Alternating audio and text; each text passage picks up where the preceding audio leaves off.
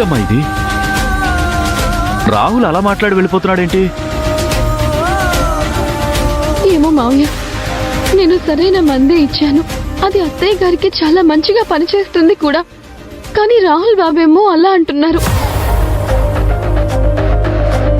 అసలు కడుపులో మంట తగ్గించే మందు నేనిస్తే ఆ మందు తాగాక కడుపు మంట పుట్టడం ఏంటో నాకు అర్థం కావడం లేదు మావయ్య. అంటే ఏదో తేడా జరుగుంటుందమ్మా. వేదకి మంటగా అనిపించుండొచ్చు. అమ్మా, అదేంటో కనుక్కోవాలమ్మా.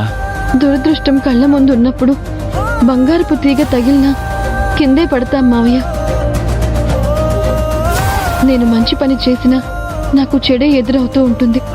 అమ్మా అభి, ఇందులో నీ తప్పు 100% ఉండదని నేను నమ్ముతున్నానమ్మా. కానీ అసలు ఆ తప్పేలా జరిగిందో తెలుసుకోవాల్సిన బాధ్యత కూడా నీదేనమ్మా. చూడు, మీ అత్తయ్యకి ఏం జరిగిందో నేను వెళ్ళి చూసొస్తాను. ఉండు. కొనుక్కు తీస్తున్న కుందేలు పిల్ల మీద కొబ్బరి బొండం పడ్డట్టు ఈ అభి చేసిన మందుకి మన కారం దెబ్బ గట్టిగానే తగిలింది ఐరేంద్రి. మన ప్లాన్ భలే వర్కౌట్ అయ్యింది. ఈ ఐరేంద్రి ప్లాన్ వేస్తే ఫెయిల్ అవ్వడం అంటూ జరగదు. కొన్నిసార్లు లేట్ అవ్వచ్చేమో కానీ ఖచ్చితంగా తగిలితే మాత్రం అవతల వారికి తట్టుకోలేనన్ని తిప్పలు తెచ్చిపెట్టగలం. ఈ దెబ్బ నుంచి కోలుకోవడానికి అభికి చాలా సమయం పట్టేలా ఉంది ఐరేంద్రి.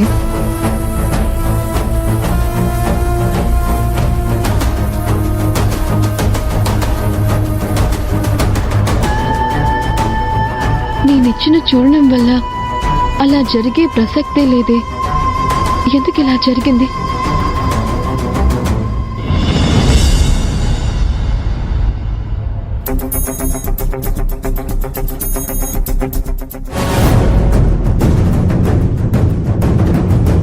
కనిష్కని కన్విన్స్ చేసో, కోఆపరేట్ చేస్తున్నట్టు నటించో ఏదో విధంగా తనని నా దారికి తెచ్చుకోవాలి. తన క్యాబిన్లో మైక్ ఎలాగైనా సెట్ చేసి పెట్టాలి.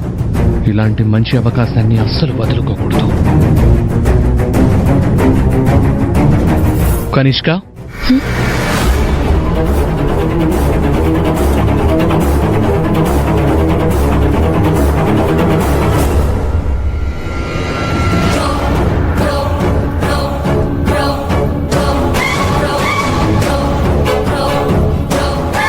You can go.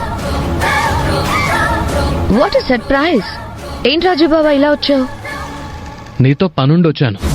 ఏంటి, శత్రుత్వం పెంచుకోవడానికా? కాదు, స్నేహం పెంచుకోవడానికి.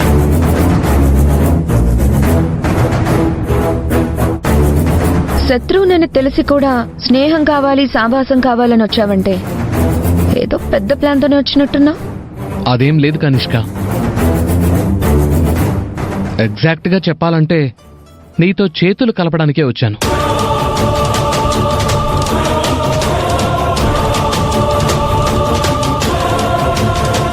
ఏంటి రాజు బాబా, నువ్వు ఇక్కడికి రావడమే షాక్ అనుకుంటే చేతులు కలుపుతాను, చిటికలు వేస్తాను అంటూ షాక్ల మీద షాక్లు ఇస్తున్నావు.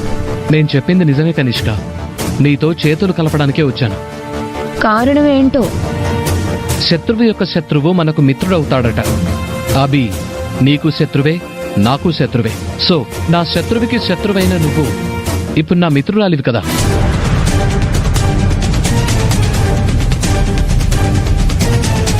ఏంటి, అభి నీకు శత్రువా? ఎందుకో? మా నాన్న తర్వాత ఇంట్లో 3 మగవాళ్ళ ఉన్నాం. ఇంతమంది ఉండి కూడా మా నాన్న ఎప్పుడూ మాకంటే ముందు అభికే ప్రిఫరెన్స్ ఇస్తూ ఉంటాడు. మేమేదో చేతకాని వాళ్ళలాగా, తనేదో సాధించిన దానిలాగా తనని కంపేర్ చేస్తూ మమ్మల్ని చిన్న చూపు చూస్తూ ఉంటాడు.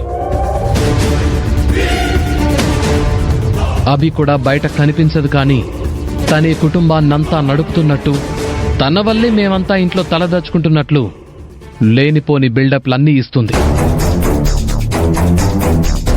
అందుకే అభి అంటే నాకు అస్సలు నచ్చదు. అలాని తననేమీ అనలేను, ఏమీ చేయలేను. అందుకే నీతో చేతులు కలిపి నీకు సపోర్ట్గా నిలబడదాం అనుకుంటున్నాను. అంతేకాదు, నీ నుంచి నాకు మరొక సాయం కూడా కావాలి. ఏంటది? నీ దగ్గర నాకు ఒక మంచి జాబ్ కావాలి. అది కూడా ఒక మంచి ప్యాకేజీతో.